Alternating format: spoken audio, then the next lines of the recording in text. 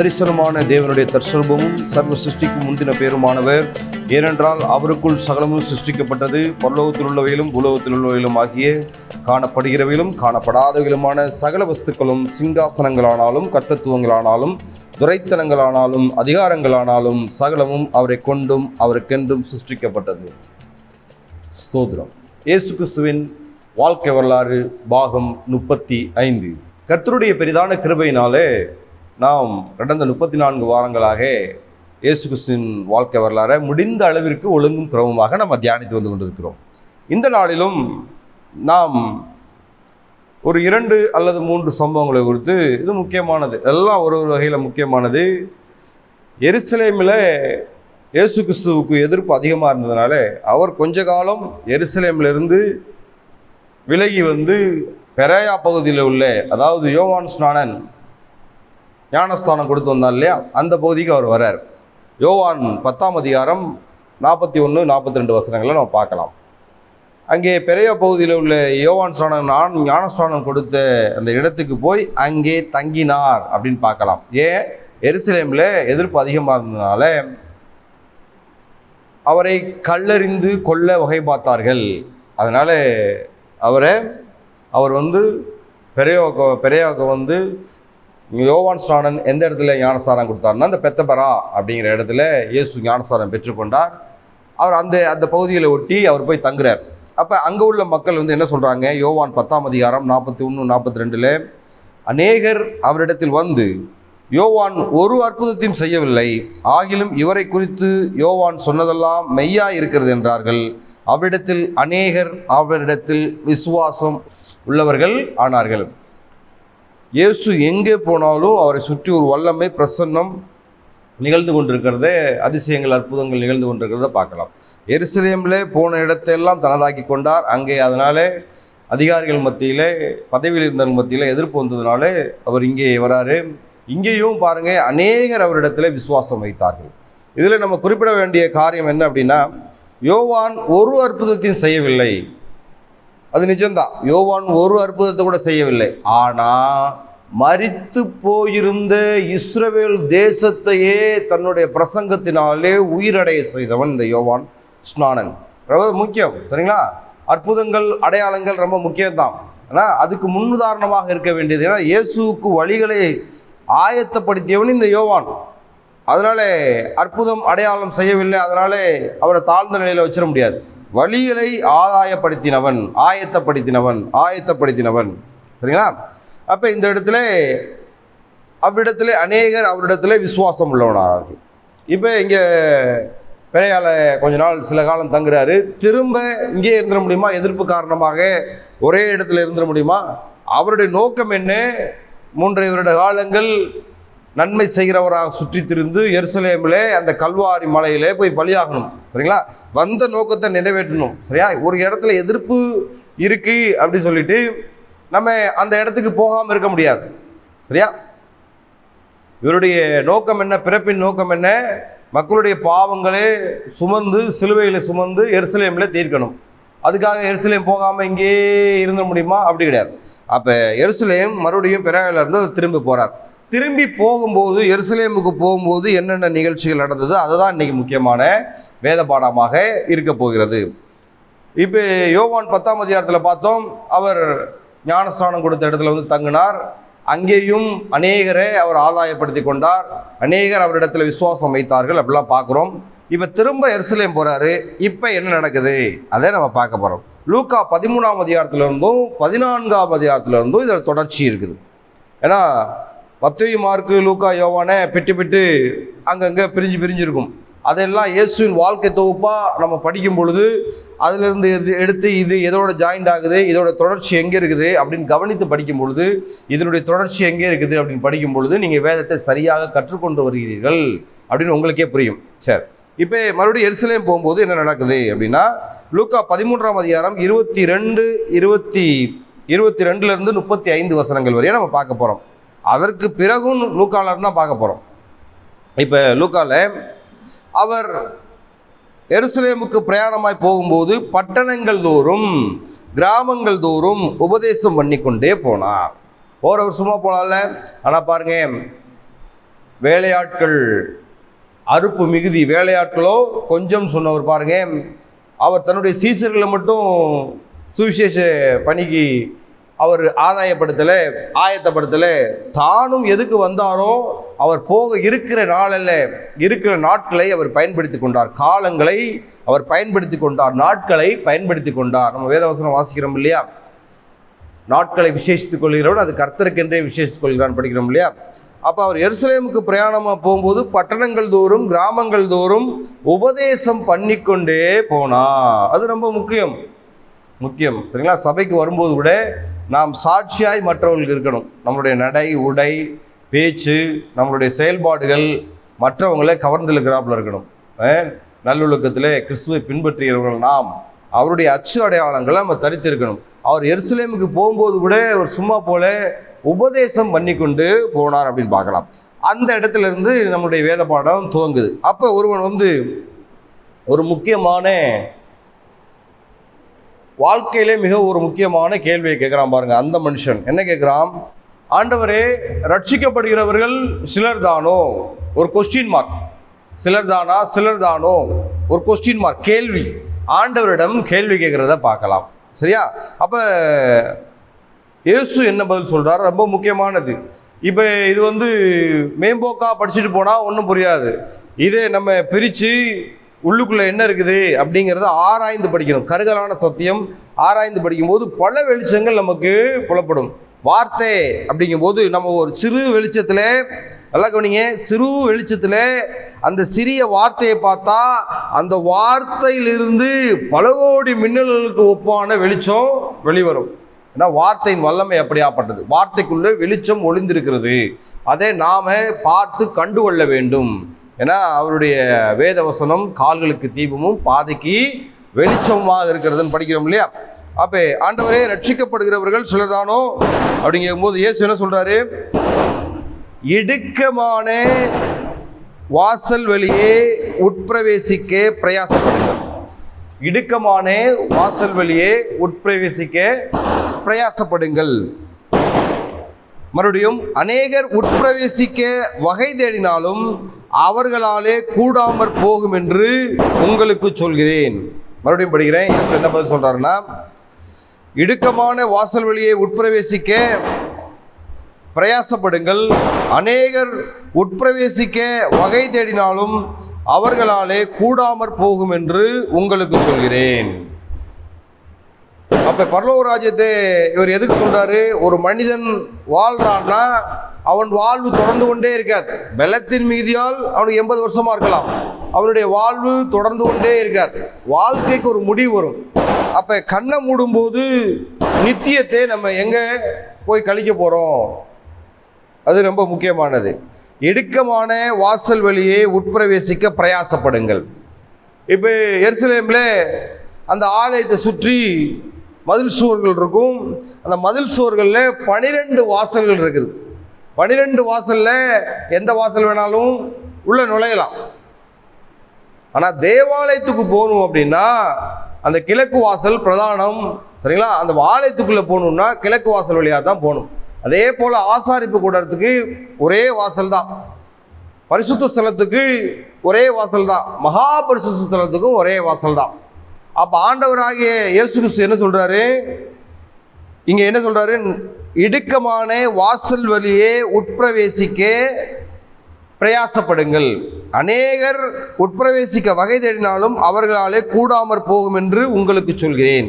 அப்போ இடுக்கமான வாசல் என்பது என்ன அப்படின்னு பார்க்கும்போது, நாம் வாழ்ந்து முடிக்கும் போது எதன் அடிப்படையில் பரலோகம் செல்கிறோம்? அது கொஸ்டினாக இருக்குது. நாம் வாழ்ந்து முடிக்கும் பொழுது முதுமை அடைந்து அல்லது இடையில கர்த்தருடைய நேரம் நமக்கு குறித்திருக்கிற நேரம் முடியும் பொழுது, நாம் வாழ்ந்து முடிக்கும் பொழுது, பொதுவாக நாம் வாழ்ந்து முடிக்கும் பொழுது எதன் அடிப்படையில் நீங்கள் பரலோகம் செல்ல போகிறீங்க? உங்களுக்கு நீங்கள் கேட்கக்கூடிய ஒரு கேள்வியாக இருக்கணும். ஏன்னா பாருங்கள், நாளும் கிழமையும் அப்படியே பறந்து போயிட்டு இருக்கு. காலங்கள் உருண்டோடி போய்கொண்டே இருக்கிறது. முதுமை டக்குன்னு வந்துடும். வாலிபம், இளமை, மாயை, திடீர்னு நமக்கு வயசான மாதிரி வந்துடும். கல்யாணம் பண்ணி குழந்தை பெற்று குழந்தைக்கு கல்யாணம் பண்ணி வச்சு பேரம் பேத்தி எடுத்து திடீர்னு திடீர்னு ஒரு உடனே முதுமை பருவத்துக்கு வந்த நிலைமையில கூட சில பேர் இருப்பாங்க. அப்போ அதோட முடிவு என்ன, இடுக்கமான வாசல் என்பது என்ன, அதை நம்ம பார்க்கணும். உலகிலே பல மதங்கள் இருக்குது பாருங்க. ஒவ்வொரு மதமும் தாங்கள் வழிபடுகிற தேவன் தான் உண்மையான தேவன் நினைக்கிறாங்க. ஒவ்வொரு மதம், உலகில் எத்தனையோ மதங்கள் இருக்கலாம். இஸ்லாம், கிறிஸ்தவம், இந்துத்துவம், சரிங்களா, இது புத்தம், ஜைனம், நிறைய மதங்கள் இருக்கலாம். அப்போ ஒவ்வொரு மதங்களும் என்ன போதிக்குது, அவர்களுடைய வழிபாடு தான் அது நிச்சயமானது, நியாயமானது, நம்பிக்கையானது அப்படின்னு அவங்களுக்குள்ளே நினைச்சுக்கிறாங்க. பரிசோதிக்கணும், தேவன் யார், முழங்கால் படிக்கிட்டு உண்மையான தேவன் யார் அப்படின்னு மனசுக்குள்ளே கேள்வி வரும் பொழுது, உண்மையான தேவன் யார் என்று யாரெல்லாம் முழங்கால் படுகிறார்களோ அவர்களுக்கு முன்பாக வந்து நிற்பது இயேசு கிறிஸ்து மாத்திரமே.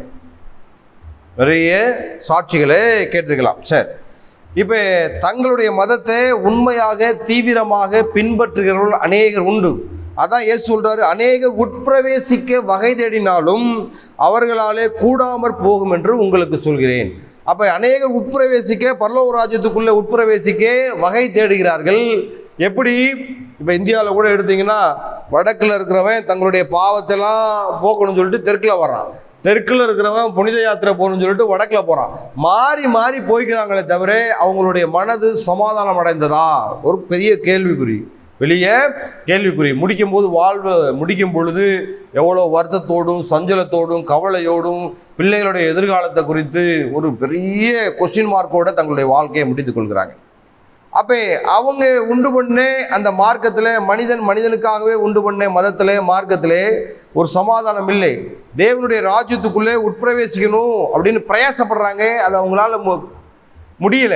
ஏன் முடியலைன்னா அவங்களுக்கே தெரியுது, சமாதானம் இல்லை. ஒரு சிலர் என்ன நினைக்கிறாங்க, எல்லா மதத்தினரும் ஒரே கடவுளை தான் வெவ்வேறு வழியில வணங்கி வர்றாங்க அப்படின்னு சில பகுத்தறிவுவாதிகள் நினைப்பாங்க. எல்லா இந்து, முஸ்லீம், கிறிஸ்தவர்கள் எல்லாம் ஒரே கடவுளை வெவ்வேறு விதத்தில், இவங்க மாரின்னு சொல்கிறாங்க, அவங்க மேரியம்மான்னு சொல்கிறாங்க, இப்படியாக அவர்களுக்குள்ளே நினைத்து கொள்கிறாங்க. ஏன்னா உண்மை தெரியாதவங்க அவங்க மன கண்ணோட்டத்தில் அவங்களுடைய சிந்தனைக்கு ஏற்ப தங்களுடைய பதிலை, எண்ணங்களை தெரிவிக்கிறவர்களாக இருக்கிறாங்க. ஆனால் இயேசு கிறிஸ்து தன்னுடைய போதனையில் தெளிவாக இருக்கிறார். நானே வாசல், என்னை அல்லாமல் பிதாவினிடத்திலே ஒருவனும் வரான், நானே வழியும் சத்தியமும் ஜீவனுமாய் இருக்கிறேன் அப்படி சொல்றதை பார்க்கலாம்.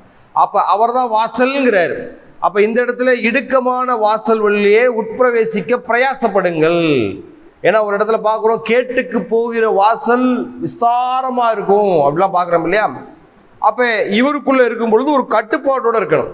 இவருக்குள்ள இருக்கும் பொழுது, இயேசு கிறிஸ்துல இருக்கும்போது கட்டுப்பாடோட இருக்கணும். இதுல நம்ம பார்க்குறோம் இல்லையா, அநேகர் உட்பிரவேசிக்க வகை தேடியும் அதை அடைய வகை தேடினாலும் அவர்களாலே கூடாமற் போகணும் படிக்கிறோம் இல்லையா?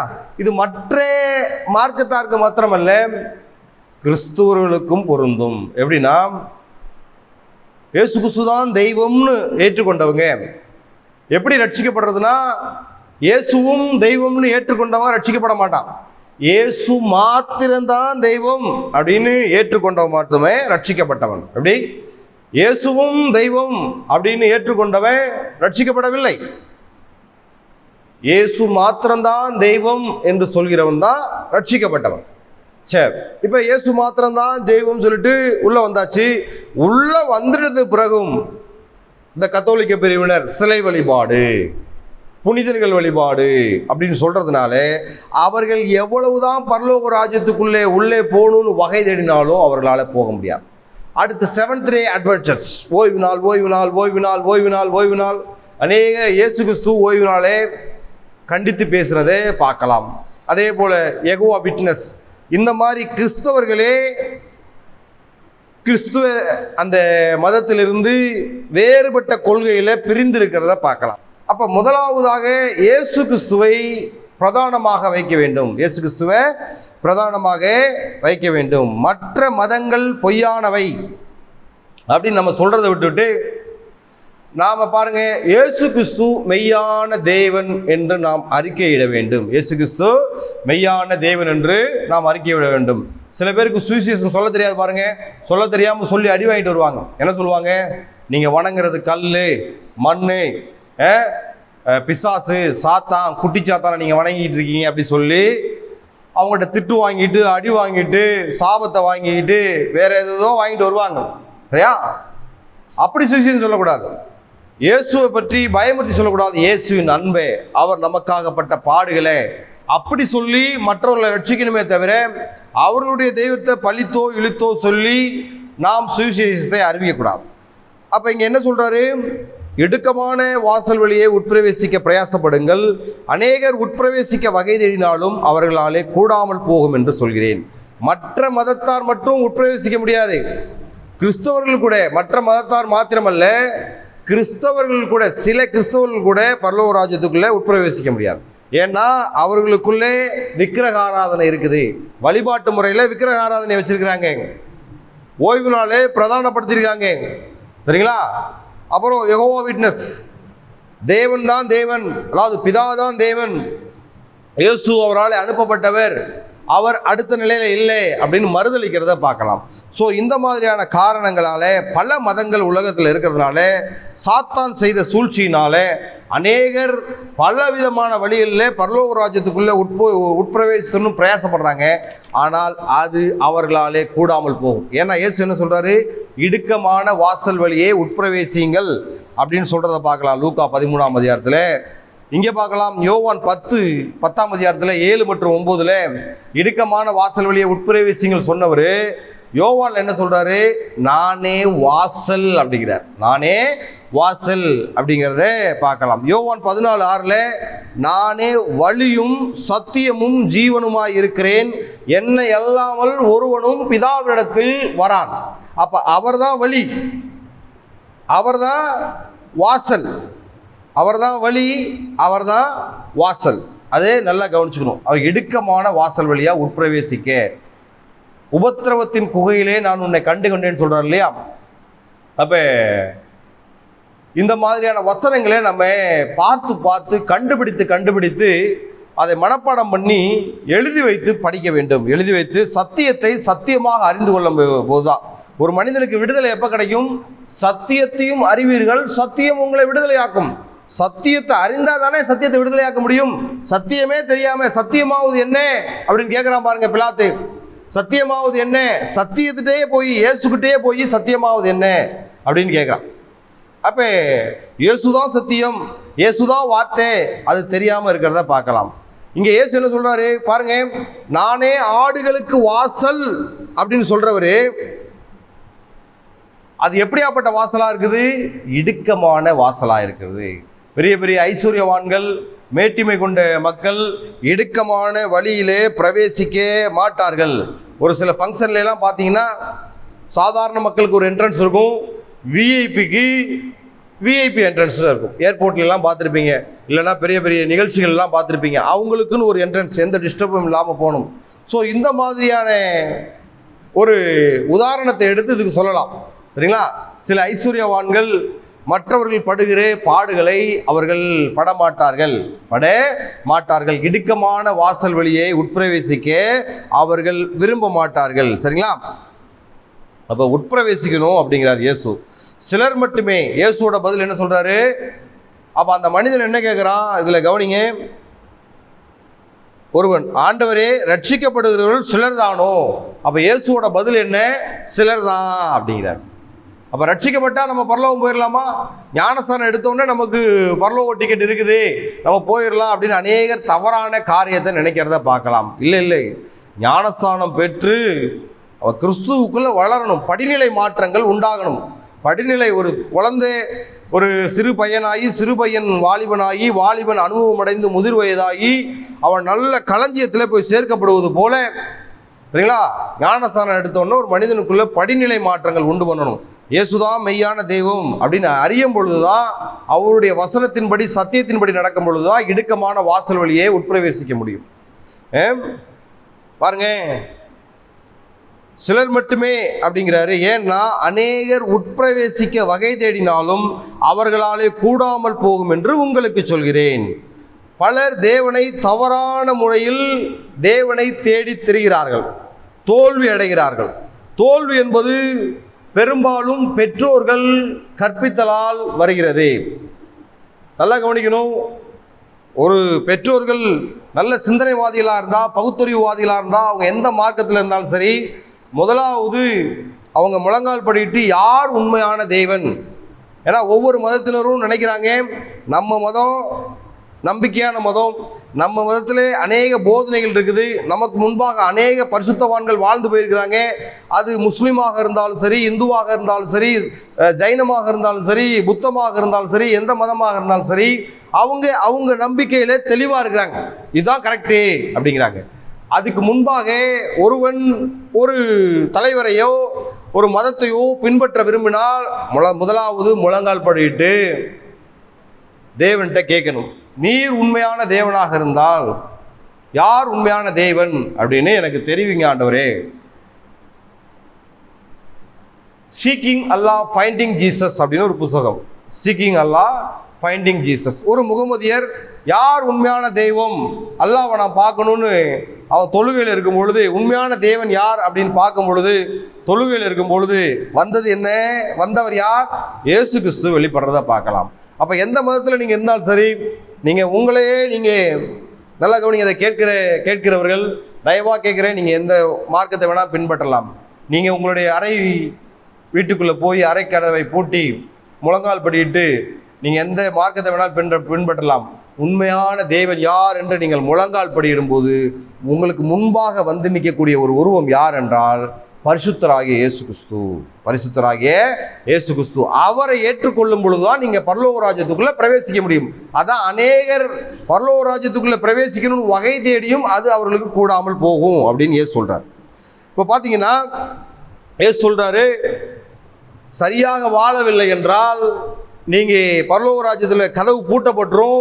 நீங்க தட்டினாலும் சரி, உதைச்சாலும் சரி, இல்லை கத்துனாலும் சரி, பரலோக ராஜ்யத்தின் கதவு திறக்கப்படாது. அதில் தான் அந்த லூக்கா 13ஆம் அதிகாரத்தில் போட்டிருக்கும். சரிங்களா? புத்தி இல்லாத கன்னிகைகள் வர்றதுக்கு லேட் ஆனோடனே கதவு பூட்டப்பட்டது. மறுபடியும் எங்கேயாவது படிக்கிறோமா கதவை அந்த புத்தி இல்லாத கன்னிகைகளுக்கு திறந்தார் இயேசு அப்படின்னு படிக்கிறோமா? பூட்டப்பட்ட கதவு பூட்டப்பட்டது தான். அதான் சொல்றாரு, சிலர் மாத்திரமே அங்கே பிரவேசிப்பார்கள். பாருங்க, ஆண்டவர் என்ன சொல்றாரு பூட்டின உடனே, நீங்கள் எவ்விடத்தாரோ என்று நான் அறியவில்லை. எவ்விடத்தாரோ என்று நான் அறியவில்லை. ஏன்னா இவங்க நினைக்கிறாங்க தேவனோட நம்ம பேசியிருக்கிறோம், பழகிருக்கோம், அவரோட போஜனம் பண்ணியிருக்கிறோம், அவராலே அற்புதங்கள் அடையாளங்களை செய்திருக்கிறோம், அதனால் நமக்கு பரலோக ராஜ்யத்தில் பலன் இருக்கு, பங்கு இருக்கு, சுதந்திரம் இருக்குன்னு நினைக்கிறாங்க.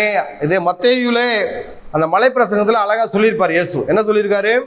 மத்தேயு 7ஆம் அதிகாரம் 21 to 23 வசனங்கள்ல, பரலோகத்தில் இருக்கிற என் பிதாவின் சித்தத்தின்படி செய்கிறவனே பரலோக ராஜ்யத்தில் பிரவேசிப்பான அல்லாமல் என்னை நோக்கி கர்த்தாவே கர்த்தாவே என்று சொல்லுகிறவன் அதில் பிரவேசிப்பதில்லை.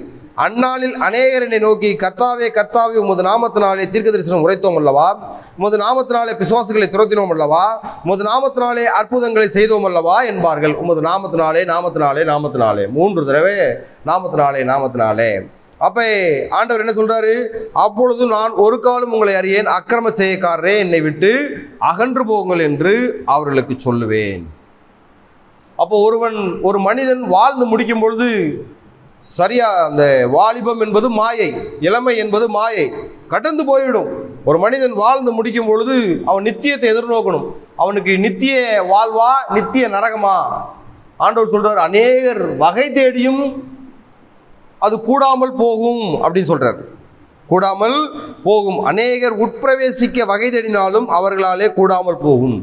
சகேயுவை நம்ம நினைக்கணும், சகேயு இயேசு எப்படிப்பட்டவரோ என்று பார்க்க வகை தேடினான், கண்டு கொண்டான். அதே போல நாம் தேவன் யார் எப்படிப்பட்டவர்னு வகை தேடணும். எந்த மதத்தில் இருந்தாலும் நீங்கள் முழங்கால் படிட்டா உங்களுக்கு ஒரு நிச்சயம் இருக்கணும், என் தேவன் என்னோடு பேசுவார், அப்படின்னு பேசும்பொழுது உண்மையான சுத்த இருதயம் உள்ளவர்கள், பக்தி உள்ளவனை கர்த்தர் தமக்காக தெரிந்து கொண்டார். நீங்கள் உண்மையிலே சன்மார்களாக இருப்பீர்கள் என்றால், பக்தி உள்ளவராக இருப்பீர்கள் என்றால், நீங்கள் உங்கள் அறை வீட்டுக்குள்ளே பிரவேசித்து அறை கதவை மூடிக்கொண்டு நீங்கள் தொழுகலாம், ஜெபிக்கலாம், வேண்டுதல் செய்யலாம், என்ன வேணாலும் பண்ணலாம். ஆனா நீங்க உண்மை உள்ளவர்களாக இருக்கும் பொழுது, உண்மையான தேவன் யார் என்று கேட்கும் பொழுது, முன்பாக வந்து நிற்கக்கூடிய ஒரே தெய்வம் கர்த்தராக இயேசு கிறிஸ்து. அல்லேலூயா, அவர் மாத்திரமே. சரிங்களா? இப்ப பாத்தீங்கன்னா ஆண்டவர் சொல்றாரு, நான் உங்களை ஒரு காலம் அறியேன் அப்படிங்கிறாரு.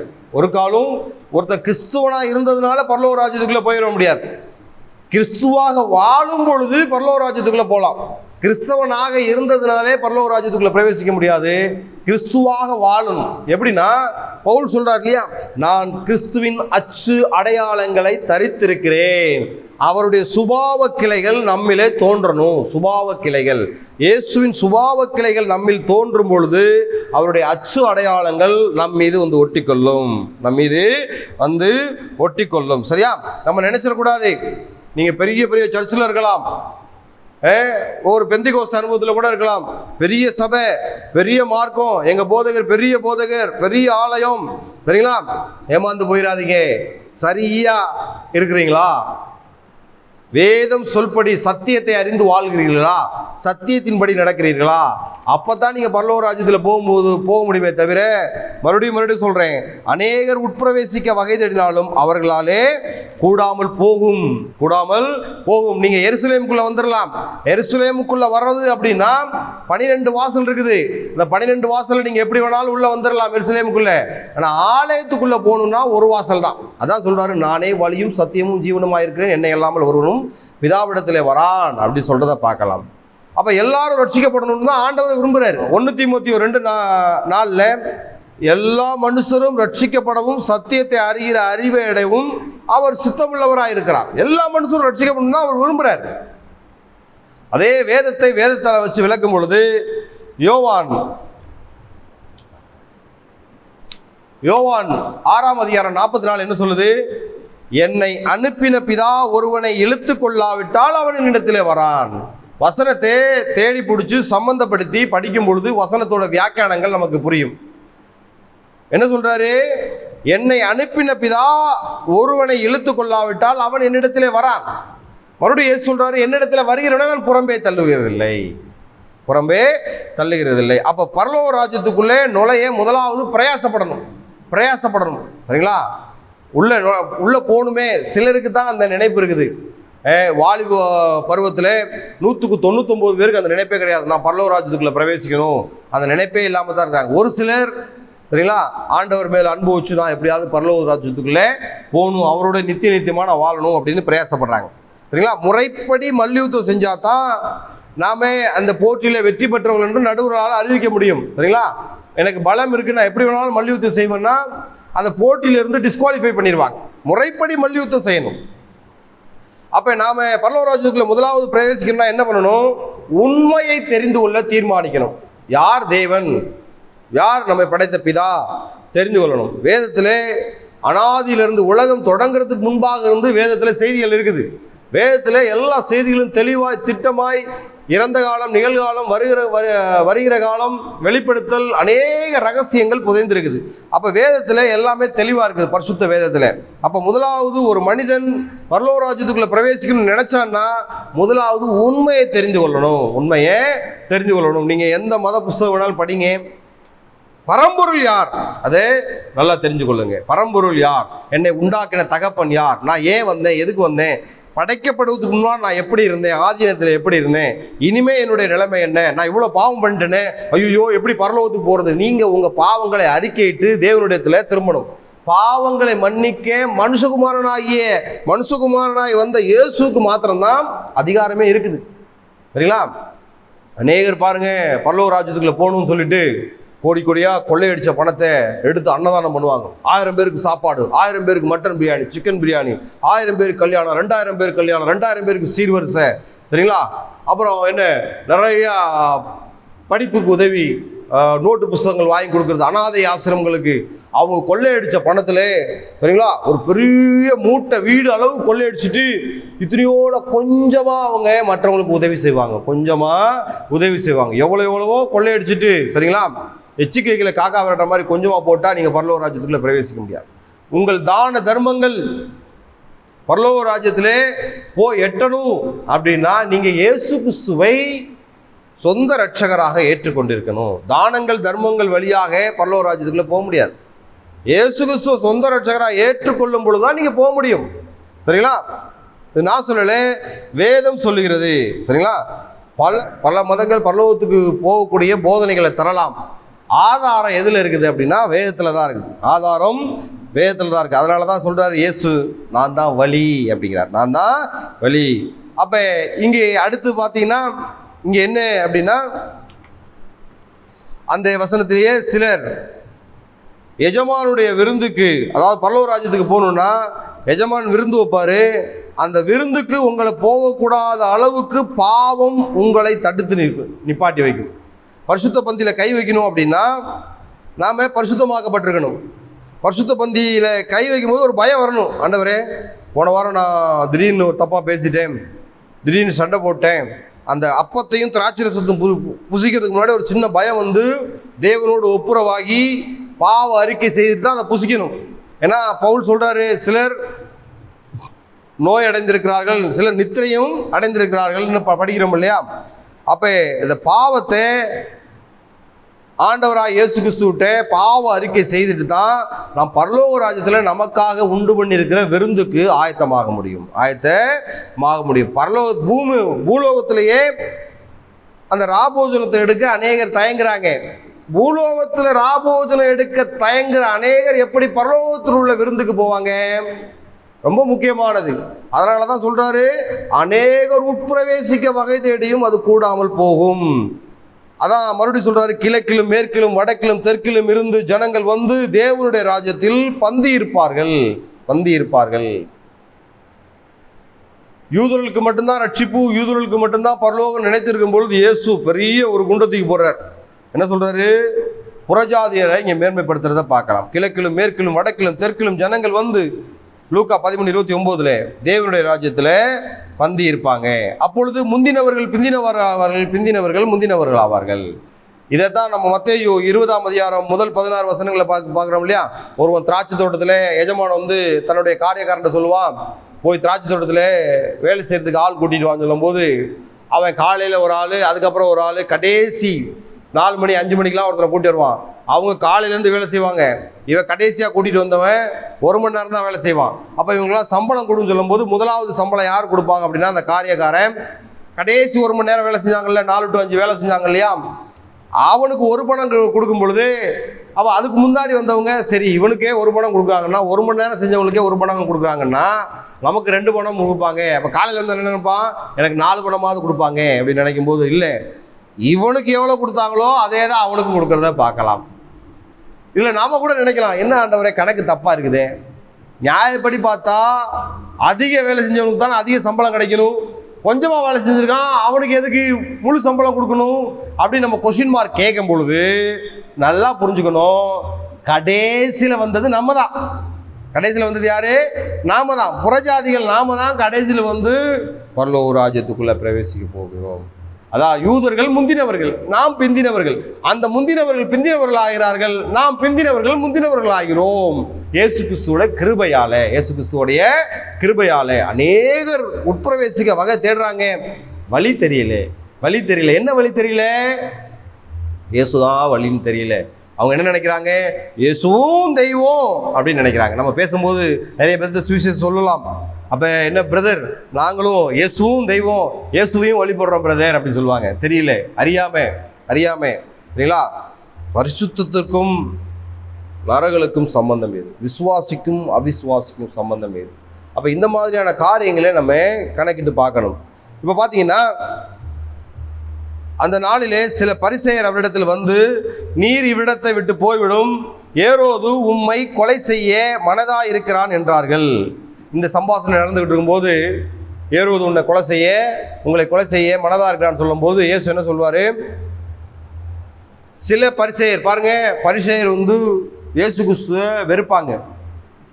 ஏன்னா இயேசு கிறிஸ்துனால தங்களுடைய மகிமை கெட்டு போகுது, தங்களுடைய வாழ்வாதம் பாதிக்கப்படுது, மக்கள் அநேகர் அவரை பின்பற்றி போகிறாங்க, தேவாலயத்துக்கு வரக்கூடிய காணிக்கைகள் குறையுது, இப்படிலாம் அவங்க பரிசேயர், சதுசேயர், நியாயாஸ்திரிகள், ஆசாரியர்கள், லேவியர்கள் எல்லாம் இயேசுவை வெறுப்பாங்க. அப்போ இந்த பரிசேயர் நல்லவரா கெட்டவனான்னு தெரியல.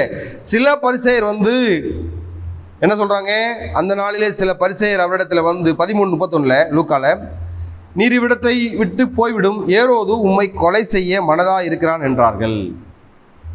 இது நல்ல எண்ணத்தோடு செஞ்சு சொன்னாங்களா இல்லை தீ எண்ணத்தோடு சொன்னாங்களா? அது ஒரு கேள்விக்குறியான ஒரு விஷயமா இருக்குது. சரிங்களா? சரி. ஆனால் இயேசு கிறிஸ்துவுக்கு அவங்க எந்த எண்ணத்தோடு சொன்னாங்க அப்படின்னு நல்லா தெரியும். ஏன்னா அவர் காலத்தை உணர்ந்தவர். காலத்தை உணர்ந்து எதிர்காலத்தை பற்றி பேசுகிறார். என்ன பேசுகிறாரு?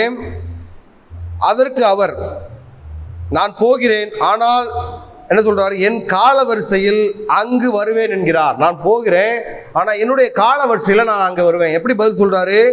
அதற்கு அவர், நான் இன்றைக்கும் நாளைக்கும் பிசாசுகளை துரத்தி வியாதி உள்ளவர்களை சுத்தமாக்கி 3ஆம் நாளிலே நிறைவடைவேன். நான் சொன்னதாக நீங்கள் போய் அந்த நரிக்கு சொல்லுங்கள். ஒரு ராஜாவை அந்த சிங்கத்துக்கு சொல்லுங்க, அந்த யானைக்கு பட்டத்து யானைக்கு சொல்லுங்க, அந்த பட்டத்து குதிரைக்கு சொல்லுங்க அப்படி சொல்லாம இவர் என்ன சொல்றாரு, அந்த நரிக்கு சொல்லுங்கள் அப்படின்னு சொல்றதை பார்க்கலாம். நரிக்கு அப்ப வஞ்சகமா அவன் திட்டம் தீட்டி இயேசுவை கொலை செய்யறதுக்காக பிளான் போட்டதை இயேசு அழகா எதிர்த்து பேசுறதை, மறைத்து பேசுறதை பார்க்கலாம். சரி,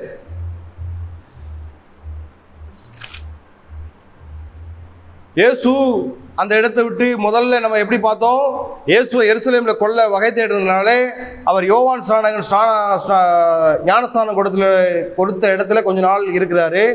அங்கேயும் அநேகர்கள் அவரோடு பேசி அவரை விசுவாசிக்கிறார்கள், அநேகரை அவர் ஆட்கொண்டார். இப்போ அதே இடத்துல உட்காந்துராம மறுபடியும் அவர் எதற்காக வந்தாரோ அதை நிறைவேற்றணும்னு மறுபடியும் எருசலேம் போகும்போது நடக்கக்கூடிய சம்பாஷணை தான் இது. ரட்சிக்கப்படுகிறவர்கள் சிலதானோ அப்படின்னு சொல்லும் பொழுது, இடுக்கமான வாசல் வழியே உட்பிரவேசியுங்கள் அப்படின்னு சொல்றாரு, பிரயாசப்படுங்கள் சொல்றாரு. ஆனா எல்லாரும் வகை தேடுறாங்க, அதை கண்டுகொள்ளாமல் போறாங்க. ஏன்னா வழி எதுன்னு தெரியல. அப்ப நாம உண்மை எதுன்னு தெரிஞ்சுக்கணும். இடுக்கமான வாசல் என்பது எளிதில் நுழைய முடியாது.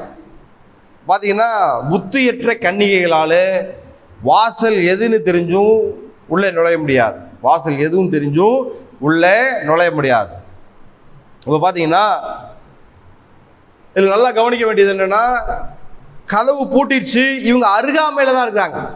அந்த உட்பிரவேசிக்கணும்னு வகை தேடுறாங்க பார்த்தீங்களா, கதவுக்கு பக்கத்தில் தான் இருக்காங்க. முதல்ல இயேசு வெளிப்படுத்தின விஷயத்துல ஏதோ கதவை தட்டுகிறேங்கிறாரு, புத்தி உள்ள கன்னிகள் ஊமையில கதவை பூட்டி விட்டார் அப்படின்னு பார்க்கலாம். இப்போ இவங்க கதவை தட்டுறாங்க. எங்க இருக்காங்க? அருகாமையில தான் இருக்காங்க. அருகாமையில் இருந்தாலும் ஒரு கதவு இடைவெளி தான்.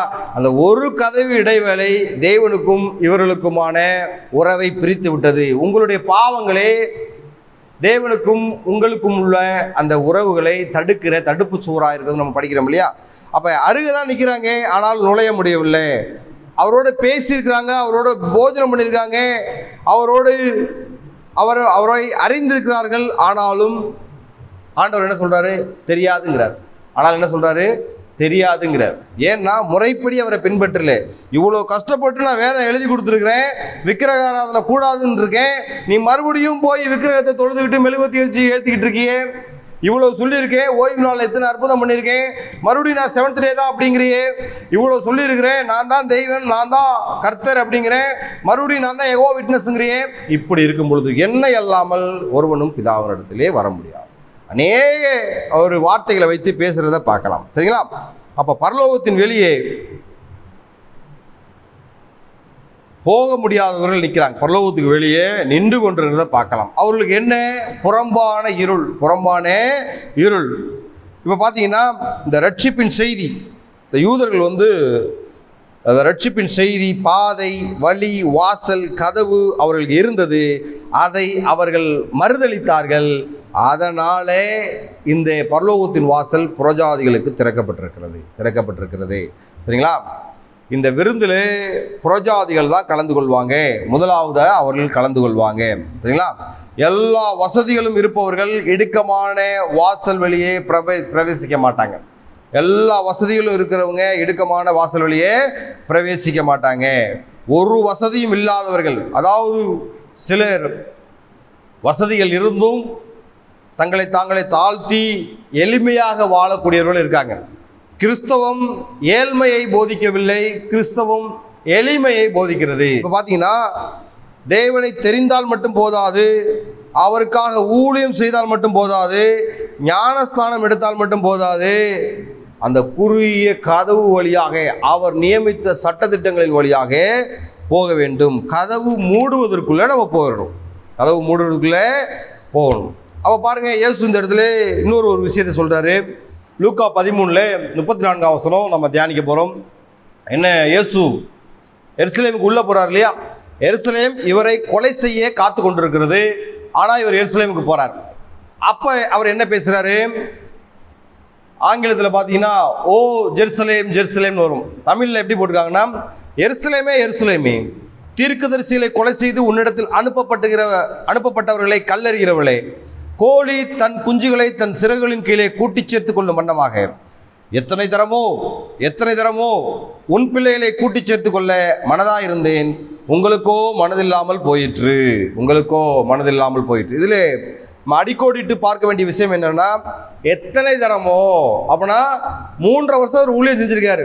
எத்தனையோ தரம் சுவிசேஷத்தை அருமையா அழகா பொழிறாப்புல தெளிவா அற்புதம் அடையாளங்களோடு பிறருக்கு நன்மை செய்து சுவிசேஷம் சொல்லியிருக்கிறார். நான் தான் மேசியா அப்படின்னு அநேக தரம் சொல்லியும், ஆனா பாருங்க, கொலை செய்யத்தான் முயற்சிக்கிறாங்க, கொலை செய்யத்தான். ஏன்னா மேசியாவை இவர்கள் ஏற்றுக்கொள்வதை விட தங்களுடைய ஸ்தானத்தை அவர்கள் தக்க வைப்பதிலே அந்த எருசலேமை சேர்ந்த பிரதான ஆசாரியர்களும் லேவியர்களும் அந்த நியாயாசிரியர்களும் பரிசேயர்களும் சதுசேயர்களும் வேதபாரர்களும் நிலை நிற்கிறாங்க. மற்ற தேவனுக்கு அடுத்த காரியங்களில் அவர்கள் ஈடுபட மனதாக இல்லை. அப்போ பாருங்க, எருசலேமுக்கு இவர் போறாரு. எருசலேமில் எத்தனையோ தீர்க்கதரிசிகளை கொலை செஞ்சிருக்காங்க. அதுதான் ஆண்டவர் சொல்றார், எருசலேமே தீர்க்கதரிசிகளை கொலை செய்து உன்னிடத்தில் அனுப்பப்பட்டவர்களை கல்லெறிகிறவளே அப்படிங்கிறார். இயேசு எத்தனை தடவை கொலை செஞ்சாங்க, அதை நம்ம கொலை செய்ய முயற்சி செஞ்சாங்கன்னு நம்ம பார்க்க போறோம். பாருங்க, இந்த வசனம், இந்த எருசலேமுங்கிற வசனம் மத்தேயு 23 அதிகாரம் 34 to 39 வசனங்களுக்குள்ளாக மத்தேயு புத்தகத்தில் வேறொரு சந்தர்ப்பத்தில் வரக்கூடிய வசனத்தை மத்தேயுவிடம் இருந்து லூக்கா எடுத்து பயன்படுத்தியிருக்கிறார் அப்படின்னு சொல்லுவாங்க. மத்தேயு உள்ள வசனத்தை தான் லூக்கா எடுத்து பயன்படுத்தியிருக்கிறார் அப்படின்னு இங்கே சொல்லுவாங்க. சரி, இப்போ பார்த்தீங்கன்னா, எத்தனை தரமோ உன்னுடைய பிள்ளைகளை கூட்டி சேர்த்து கொள்ள மனதாயிருந்தேன், உங்களுக்கோ மனதில்லாமல் போய்விட்டு. இப்போ எருசலேமேன்னு சொல்கிற இடத்துல நம்ம இப்படி படிக்கலாம், யூதர்களே தீர்க்கதரிசிகளை கொலை செய்து உங்களிடத்தில் அனுப்பப்பட்டவர்களை கல்லெறிகிறவர்களே அப்படி படிக்கலாம். ஏன்னா யூதர்கள் இவரை ஏற்றுக்கொள்ளலை. ஏன்னா எரேமியா 2:30 அழிக்கிற சிங்கத்தை போல உங்கள் பட்டயம் உங்கள் தீர்க்கதரிசிகளை பட்சித்தது அப்படின்னு போட்டிருப்பார். ஓசியா 11:2 அவர்கள் தங்களை அழைக்கிறவர்களின் முகத்துக்கு விலகி போய்விட்டார்கள், பாகால்களுக்கு பலியிட்டு விக்கிரகங்களுக்கு தூபம் காட்டினார்கள் அப்படின்லாம் போட்டிருக்கும். இயேசு வருத்தப்பட்டு துக்கப்படுகிற தாயாக தன்னை வெளிப்படுத்திய தருணம், இயேசு தன்னை தாயாக வெளிப்படுத்தக்கூடிய தருணம் இந்த வசனத்தில். என்ன, கோழி தன் குஞ்சுகளை தன் சிறகுகளின் கீழே கூட்டி சேர்த்து கொள்ளும் வண்ணமாக எத்தனை தரமோ இயேசு தன்னை ஒரு தாயாக பாவித்து தன் குழந்தைகளுக்காக வழிவிட்டு விலகுகிற குழந்தைகளுக்காக பரிதவிக்கக்கூடிய ஒரு வசனமாக இருக்கிறது. தன்னை நிராகரித்த குழந்தைகளுக்காக ஒரு தாய் அழுவதை போல இயேசு புலம்புகிறார். எரேமியா போல ஒரு புலம்புகிற தீர்க்கதரிசியை போல இயேசு இந்த வசனத்தில் புலம்புறதை பார்க்கலாம். சரிங்களா? ஏன் எத்தனை தரமோ அவர் சொல்லியும் கேட்கவில்லை அப்படின்னா, இந்த பிடிவாதமான இந்த யூதர்கள் எப்படின்னா, ஒரு வணங்கா கழுத்துள்ளவர்கள், முரட்டாட்டம் உள்ளவர்கள், கீழ்ப்படியாமை உள்ளவர்கள். எத்தனை தரமோ சொல்றார். இந்த 3 வருஷத்திலே இயேசு கிறிஸ்துவின் மூலமாக அவருடைய மகிமை, வல்லமை, அபிஷேகம் எல்லாம் மக்களுக்குள்ள கடந்து போயிருக்குது, யூதர்களுக்குள்ள கடந்து போயிருக்குது. யாரும் அவரை ஏற்றுக்கொள்ளக்கூடிய நிலைமையில இல்லை. ஏன்னா யூதர்கள் அவரை மேசியாவாக எதிர்கொள்ளாம நிராகரித்தார்கள். மேலும் அவரை கொல்ல வகை தேடினார்கள். உபாகமம் 32 10-11 வசனங்கள்ல அங்கே பார்த்தீங்கன்னா ஒரு கோழி போல இயேசு தன்னை பாவிச்சு பேசியிருப்பாரு. இங்கே உபாகம் 32 தேவன் தன்னை ஒரு கழுகு கோப்பா பேசியிருப்பார். கழுகு தன் கூட்டை கழுத்து தன் குஞ்சுகள் மேல் அசைவாடி தன் சட்டைகளை விரித்து அவைகளை எடுத்து அவைகளை தன் செட்டையின் கீழே சுமந்து கொண்டு செல்கிறது போல கர்த்தர் ஒருவரே அவனை வழிநடத்தினார், அந்நிய தேவன் அவரோடு இருந்ததில்லை அப்படின்னு பார்க்கலாம். அந்நிய தேவன் ஒரு குஞ்சுகளை பாதுகாக்கிற கோழியாகவும் குஞ்சுகளை எடுத்து தூக்கி செல்கிற பருந்தாகவும் தேவனும் கர்த்தரும் தன்னை வெளிப்படுத்தி கொண்டே இருக்கிறாங்க. சங்கீதம் 91:4 அவர் தமது சிறகுகளாலே உன்னை மூடுவார், அவர் செட்டைகளின் கீழே அடைக்கலம் புகுவாய், அவருடைய சத்தியம் உனக்கு பரிசயம் கிடமாகும். சத்தியம்தான் பாதுகாப்பு. அந்த சத்தியத்தை அவர்கள் மறுதளிக்கிறத பார்க்கலாம். எரேமியா 2:13 ஜீவ தண்ணீர் ஊற்றாகிய என்னை விட்டு விட்டார்கள், தண்ணீர் நிற்காத தொட்டிகளாகிய வெடிப்புள்ள தொட்டிகளை தங்களுக்கு வெட்டி கொண்டார்கள் அப்படின்னு பார்க்கலாம். இயேசு ரெக்கையை விரித்து நிற்கிறார், தேவன் கர்த்தர் ரெக்கையை விரித்து நிற்கிறார். ஆனால் அநேக யூதர்கள் உள்ளே வரமாட்டாங்க. கூட்டி சேர்த்து கொள்ளும் வண்ணமாக கர்த்தர் தங்களுடைய 2 ரெக்கைகளை விரித்து நிற்கிறார். யாரும் உள்ளே வர பிரயாசப்படலை.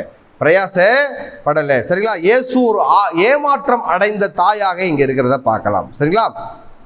நாம அவருடைய சட்டையின் கீழே இருக்கிறோமா? இது உறுதிப்படுத்தக்கூடிய ஒரு கேள்வியா இருக்கு. நம்மளை நாமே கேட்கக்கூடிய கேள்வி, நாம அவருடைய சட்டைகளின் கீழே இருக்கிறோமா? சரிங்களா? இயேசு முதல்ல ஆடுகளின் மேய்ப்பனாக தன்னை வெளிக்காட்டினார். இங்கே கோழி குஞ்சின் தாயாக தன்னை வெளிக்காட்டுகிறத பார்க்கலாம். சரிங்களா? அப்ப மேட்டிமையான பெருமை ஆணவமான மக்கள் அவருடைய சட்டைகளின் கீழே போக மாட்டாங்க. இப்போ பார்த்தீங்கன்னா எருசலேமை குறித்து இப்படி பேசுகிறார். ஏன்னா எருசலேம் தான் உலகத்திற்கு ஆசீர்வாதத்தை தரக்கூடிய நகரமாக இருக்கணும். ஆனால் எருசலேம் பாருங்க, ஆசீர்வாதத்தை புறந்தள்ளின நகரமாக மாறிவிட்டது. 24 அதிகாரத்தில் 20 to 24 வசனங்கள் பார்த்தீங்கன்னா ஒரு முக்கியமான வசனம் இருக்கும், ஒரு சம்பவம் இருக்கும். யோவாஸ் ராஜா படிச்சிங்கன்னா தெரியும், அதை நீங்கள் தியானிங்க வீட்டில். யோவாஸ் ராஜா யோய்தாவினாலே தயை பெற்றவன். இந்த யோய்தா இருக்கிறதுனால தான் யோவாஸ் சிறு வயதிலே ராஜாவானான். ஆனால் இவன் வளர்ந்து பெரியவனாகும் போது தேவனுக்கு விரோதமான காரியங்களை செய்யும் போது அதை தடுக்கும் பொழுது அந்த யோய்தாவுடைய மகன் சகரியாவை எருசலேமில் வச்சு கல்லெறிந்து கொள்றதை பார்க்கலாம். ஆரம்பத்திலிருந்தே தீர்க்கதரிசிகளுக்கு விரோதமாக இருந்தது இந்த எருசலேம். அதனால தீர்க்கதரிசிகளை கல்லெறிந்து கொன்ற ஊர் இந்த எருசலேம். அதனால தான் அது நியாய தீர்ப்பை அடைந்தது. அப்போ இயேசுவை கொலை செய்ய பார்க்குறாங்க. எத்தனை முறை இயேசுவை கொலை செய்த பார்த்தாங்க, அதை நம்ம படிக்க வேண்டிய கட்டாயமாக இருக்கிறது. இயேசு சிலுவையிலே அவர் தொங்கும் பொழுது அவர்கள் எடுத்த முயற்சி 10வது முயற்சி. 9 முறை அவரை கொலை செய்ய பார்த்தார்கள். 9 முறை. வசனம் குறிப்பிட்டுக் கொள்ளுங்க, எழுதி கொள்ளுங்க. இயேசுவை எத்தனை முறை கொல்ல யூதர்கள் வகை தேடினார்கள் பார்க்கலாம். லூக்கா 4:16 இயேசு தனது சொந்த ஊரான நாசரேத்துக்கு போகும்போது அந்த ஏசாயா புத்தகத்தை எடுத்து வாசிக்கும் பொழுது, அப்போ ஊருக்கு புறம்பே அந்த லூக்கா ஏசாயா 61 முதல் 2 வசனங்கள் வாசிச்சுட்டு இந்த வசனம் இன்றைக்கு நிறைவேறுன்னு சொன்னபோது அவர் அப்படியே ஊருக்கு தனியே புறம்பே தள்ளி கொண்டு போய் ஒரு செங்குத்தான மலையில் அவரை தலையிலா தள்ளிவிட்டு கொலை செய்ய பார்த்தாங்க. முதலாவது முறையாக சொந்த ஊர்ல நாசரேத்தில் முதல் முறையாக. லூக்கா புஸ்தகம் 4 அதிகாரம் 16வது வசனத்தில். அப்போதான் அந்த சொந்த ஊர்ல தீர்க்கதரிசி ஒருவனும் கனமடைய மாட்டான் அப்படிங்கிற ஒரு வசனத்தை சொல்லுவார்.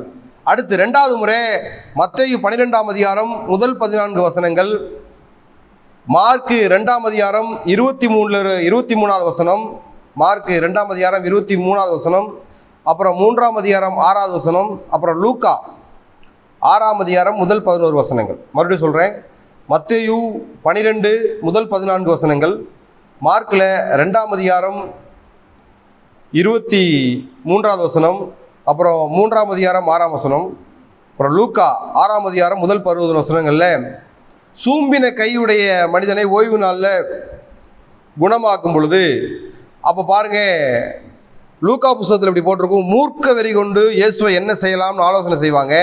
மார்க்கில் என்ன போட்டிருக்குன்னா, உடனே பரிசேயர் புறப்பட்டு அவரை கொலை செய்யும்படி அவருக்கு விரோதமாய் ஆலோசனை பண்ணினார்கள்.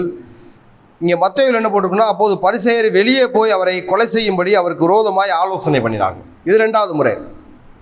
3வது யோவான் 5ஆம் அதிகாரம் முதல் 18 வசனங்களில் இந்த 38 வருடமாக வியாதியஸ்தனாக இருந்தே ஒருவனை இயேசு குணமாக்கும் போது அவரை கொலை செய்யும்படி அதிகமாய் வகை தேடினார்கள். 3வது முறை கொலை செய்யும்படி அதிகமாய் வகை தேடினார்கள். 4வது முறை யோவான் 18ஆம் அதிகாரம் 48லேருந்து 59 வசனங்களில் இயேசு சொல்லுவார், ஆபிரகாம் என்னுடைய நாளை காண ஆசையாக இருந்தான், கண்டான், களி கூர்ந்தான் அப்படின்னு சொல்லும் பொழுது, அப்பொழுது பாருங்க உனக்கு இன்னும் 50 வயசு கூட ஆகலையேன்னு சொல்லிட்டு என்ன பண்ணுவாங்க, இயேசுவை தூஷித்து அப்போது அவர்கள் அவர் மேல் கல்களை எரியும்படி கல்லுகளை எடுத்துக்கொண்டார்கள். அப்போ மறைந்து போயிடுவார்.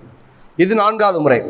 5வது முறை யோவான் 10ஆம் அதிகாரம் 31லேருந்து 39 வசனங்களில் நானும் பிதாவும் ஒன்றாக இருக்கிறோம் சொல்லும் பொழுது அவங்க யூதர்கள் மூர்க்க வெறி கொண்டு, அப்பொழுது யூதர்கள் மறுபடியும் அவர் மேல் கல்லுகளை எறியும்படி கல்லுகளை எடுத்துக்கொண்டார்கள் அப்படின்னு போட்டிருக்கும். 6வது முறை யோவான் 11ஆம் வசனம் 45லேருந்து 57 வரைக்கும் லாசுரு உயிர்ப்பித்த போது, லாசுரு ஒரு வார்த்தை கூட பேசலை, ஆனால் லாசுரு உயிர்த்த உடனே பாருங்க அவனுடைய செய்தி தேசமெங்கும் போய் அந்த நாள் முதல் அவரை கொலை செய்யும்படிக்கு ஆலோசனை பண்ணினார்கள். அந்த நாள் முதல் அவரை கொலை செய்யும்படிக்கு ஆலோசனை பண்ணினார்கள். 7வது மார்க் 11ஆம் அதிகாரம் 15லேருந்து 18 வசனங்கள், லூக்கா 19ஆம் அதிகாரம் 45லேருந்து 48 வசனங்கள். அதில் தேவாலயத்தை சுத்தம் பண்ணும் பொழுது என்னுடைய ஜெப விட கல்லர் குகையாக்கினீர்களே அப்படி சொல்லும் பொழுது வேதபாரகரும் பரிசேயரும் ஜனங்களின் மூப்பர்களும் அவரை கொல்ல வகை தேடினார்கள். மார்க் 11ஆம் அதிகாரம் 15லேருந்து 18 வசனங்கள், லூக்கா 19ஆம் அதிகாரம் 45லேருந்து 48 வசனங்கள். அப்புறம் 8வது மத்தேயு மார்க் லூக்காவில் மத்தேயு 21ஆம் அதிகாரம் 33லேருந்து 46 வசனங்கள், மார்க் 12ஆம் அதிகாரம் முதல் 12 வசனங்கள், லூக்கா 20ஆம் அதிகாரம் 9லேருந்து 19 வசனங்கள். இந்த திராட்சை தோட்டத்தின் உவமையிலே பரலோக ராஜ்யம் யூதர்களிடமிருந்து எடுக்கப்பட்டு புறஜாதிகளுக்கு கொடுக்கப்படும் அப்படின்னு ஒரு ஸ்டேட்மெண்ட் விடுவார். அப்போ அவரை கொலை செய்ய பிடிக்க வகை தேடினார்கள் அப்படின்னு போட்டிருக்கும். இது 8 தடவை. 9வது தடவை நம்ம பார்த்தோம் இல்லையா, ஏறுவது அந்த நரிக்கு போய் சொல்லுங்கள் கொலை செய்ய வகை தேடுகிறான்னு பார்க்கணும் இல்லையா. அப்போ 9 தடவை அவர் தப்பிக்கிறார். 9 தடவை தப்பிச்சு 10வது முறை தான் அவர் சிலுவையிலே தொங்கினார். 10வது முறை தான் சிலுவையிலே தொங்கினார். இதெல்லாம் நான் ஏன் சொல்கிறேன் அப்படின்னா, டைம் பாஸுக்கா? அப்படி கிடையாது. வேதத்தை எத்தனை முறை தப்பிச்சு ஏன் தப்பிச்சாரு, இந்த 9 முறை ஏன் தப்பிச்சார்னா அவர் அவருடைய நாட்கள் நிறைவேறும் வரை காத்திருந்தார். அந்த முதல் அற்புதத்தில் ஸ்ரீயே என்னுடைய வேலை இன்னும் வரவில்லைன்னு சொன்னவர் உடனடியாக தண்ணீரை திராட்சரசமாக மாற்றுறார். அவர் வேலை எப்போ வருதோ அப்போ தான் அவருடைய ஜீவனை அவர் கொடுக்கவும் மீண்டும் அதை பெற்றுக்கொள்ளவும் அவருக்கு அதிகாரம் இருக்குது. அப்போ 10வது முறை தன்னுடைய ஜீவனை கொடுக்கறத பார்க்கலாம். இன்னும் 2 விஷயங்களை பார்த்து முடிக்க போகிறோம். லூக்கா 13ஆம் அதிகாரம் முடிந்து 14வது அதிகாரம் பார்த்து முடிக்க போகிறோம். நீர்க்கோவை வியாதி உள்ள மனுஷனை இயேசு சுகமாக்குதல். இயேசு 39 அற்புதங்கள் செய்திருக்கிறாரு. அதில் இது 31வது அற்புதம். 31வது அற்புதம். சரிங்களா? இப்போ ஓய்வு நாள் ஒரு ஜெப ஆலயம். லூக்கா 14ஆம் அதிகாரத்தில் ஒரு ஓய்வு நாளிலே பரிசேயரில் தலைவனாகிய ஒருவனுடைய வீட்டிலே அவர் போஜனம் பண்ணும்படி போயிருந்தார். அப்பொழுது நீர்க்கோவை வியாதியுள்ள ஒரு மனுஷன் அவருக்கு முன்பாக இருந்தான். என்ன செய்வாரோ என்று ஜனங்கள் அவர் மேல் நோக்கமாயிருந்தார்கள். இதில் நம்ம பார்க்கும்போது என்னதுன்னா, ஒரு ஓய்வு நாள்.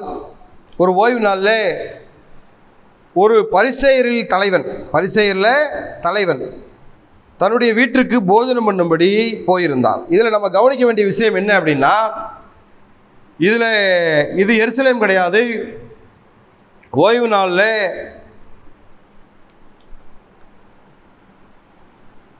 பரிசேயர் தலைவனுடைய வீட்டிலே அவர் போஜனம் பண்ணும்படிக்கு போயிருந்தார். ஓய்வு நாளில் யாரெல்லாம் வேதம் கற்றுக்கணும்னு நினைக்கிறாங்களோ அவங்கெல்லாம் ரொம்ப ஆர்வமாக கிட்டக்க வேத வசனத்தை கேட்பாங்க. அந்த நிகழ்ச்சி, அந்த ஜெபாலயத்தில் உள்ள நிகழ்ச்சிலாம் முடிஞ்ச உடனே அந்த ஊரில் உள்ள பெரிய மனுஷவங்க அன்னைக்கு அவங்க வீட்டுக்கு தங்களுக்கு யாரெல்லாம் வரணும்னு விருப்பப்படுறாங்களோ அவங்களுக்கெல்லாம் விருந்து கொடுப்பான். அப்ப அன்னைக்கு விருந்து கொடுக்குறவர் யார் அப்படின்னா இந்த பரிசேயர்ல தலைவன் ஒரு செல்வந்தன், ஐஸ்வர்யவான். இப்ப இந்த பரிசேயன் தலைவன் இயேசுவை நயவஞ்சகமா அழைச்சிருக்கிறான்.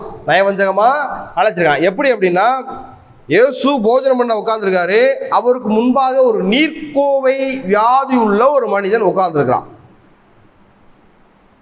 உட்கார வச்சிருக்கிறாங்க.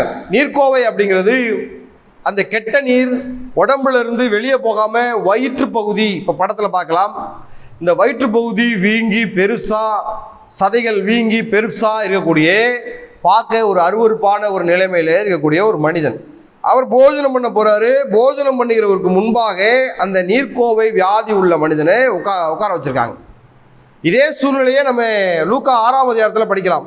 ஒரு ஓய்வு நாளில் ஜெப ஆலயத்தில் வேதபாரகரும் பரிசேயரும் அவரிடத்தில் குற்றம் கண்டுபிடிக்கும்படியாக ஓய்வு நாளில் சுஸ்தமாக்குவாரோ என்று அவர் மேல் நோக்கமாயிருந்தார்கள். யாரை? சூம்பின கையுடைய மனிதனை. அப்போ அவர்களுக்கு முன்பாகவே அவனை எழுந்து வர நிற்க செய்து அவனுடைய சூம்பின கைகளை சுகமாக்குற ஒரு நிகழ்ச்சியை பார்க்கலாம். அதே போல ஒரு சூழ்நிலை இங்கே வருது. அப்ப இயேசு நியாயாஸ்திரிகளையும் பரிசேயரையும் பார்த்து ஓய்வு நாளில் சுஸ்தமாக்குவது நியாயமா என்று கேட்டார். நியாயமா? அவங்க தான் இயேசு கூட்டி வந்தாங்க. அவங்க தான் அந்த நீர்க்கோவை மனிதனை முன்பாக வைத்திருக்கிறாங்க. இயேசு குற்றம் கண்டுபிடிக்கலாம் அப்படின்னு சொல்லிட்டு இயேசுவே கொஸ்டின் கேட்கிறார். ராயனுடைய ராயனுக்கும் தேவனுக்கும் கொடுங்கள்னு சொல்லும் போது அவர்களால் எதிர்த்து பேச முடியல. அதே போல அந்த மனுஷனை இவர் என்ன செய்வார் அப்படின்னு அவர் மேல் நோக்கமாக இருக்கும்போது இயேசு நியாய சாஸ்திரிகளை பரிசேயரை பார்த்து ஓய்வு நாளிலே சொஸ்தமாக்குறது நியாயமா என்று கேட்டார். அப்போ இவங்க என்ன சொல்லியிருக்கணும்? கூடாது அப்படின்னு இருக்கணும், இல்லை செய்யலாம்னு இருக்கணும். அப்போ கூடாதுன்னு சொன்னாலும் அவங்களுக்கும் பிரச்சனை, கூடும்னு சொன்னாலும் பிரச்சனை. அப்போ அமைதியாக இருந்தாங்க. அப்பொழுது அவர் அவனை அழைத்து சொஸ்தமாக்கி அனுப்பிவிட்டு, பாருங்க எத்தனை வருஷமோ இந்த நீர்க்கோவை வியாதி, ஆனால் ஒரே வரியில லூக்கா முடிச்சாரு. டாக்டர் என்ன முடிக்கிறாரு? அப்பொழுது அவர் அவனை அழைத்து சொஸ்தமாக்கி, ஒரே வரியில முடிக்கிறத பார்க்கலாம். சரிங்களா? சகலமும் அவராலே ஆகும், அவராலே ஆகக்கூடாத காரியம் ஒன்றும் இல்லை அப்படின்னு பார்க்குறோம் இல்லையா? சொஸ்தமாக்கி அனுப்பிவிட்டு அவர்களை நோக்கி, உங்களில் ஒருவனுடைய கழுதாவது எருதையாவது ஓய்வு நாளிலே துறவிலே விழுந்தால் அவன் அதை உடனே தூக்கிவிடானோ என்றார். அதற்கு அவர் உத்தரவு சொல்ல அவர்களால் கூடாமல் போயிற்று. 2 முறை கேட்கிறாரு, 2 முறையும் பதில் சொல்ல முடியல. இயேசுவை குற்றம் கண்டுபிடிக்க பரிசேயருடைய வீட்டிற்கு விருந்துக்கு அழைத்தவர்கள் இயேசுவினாலே குற்றம் கண்டுபிடிக்கப்பட்டார்கள், வைக்கப்பட்டு போனார்கள். இந்த அழைத்தவன் பரிசேய தலைவன். ஏன்னா ஓய்வு நாளில் அந்த பிரசங்கம் முடிஞ்சு உபதேசம் முடிந்து யாராவது ஒரு செல்வந்தன் வீட்டில் விருந்து நடக்கும். அந்த நாளில் இயேசு பரிசேயர் தலைவன் இயேசு அழைத்திருக்கிறாரு. அந்த நாளில் பந்தி இருக்கும்போது பாருங்க, நிறைய பணக்காரர்கள் வந்திருப்பாங்க, நிறைய ஒரு சாதாரண மக்கள், ஏழைகள் வந்திருப்பாங்க. அந்த இடத்துல அந்த பந்திக்கு முந்து அப்படின்னு சொல்லும் போது, விருந்துக்கு அழைக்கப்பட்டவர்கள் பந்தியில் முதன்மையான இடங்களை அவர்கள் தெரிந்து கொண்டதை அவர் பார்த்து அவர்களுக்கு ஒரு ஓமையை சொன்னார். அந்த நீர்க்கோவை மனிதனுடைய நிகழ்ச்சி பாருங்க, ஒரு நொடி பொழுதுல ஆச்சு. அவன் எத்தனை வருஷமும் இருந்தானோ, ஆனால் பாருங்க அந்த நொடி காற்றாய் பறந்து போய்விட்டது அவருடைய வியாதி. அப்போ அவர் விருந்துக்கு போன இடத்துல அவர் இன்னும் போஜனம் பண்ணலை. ஆனால் விருந்துக்கு அழைக்கப்பட்டவர்கள் பந்தியில் முதன்மையான இடத்தை தெரிந்து கொண்டதை அவர் பார்த்து அவர்களுக்கு ஒரு உவமையை சொன்னார்.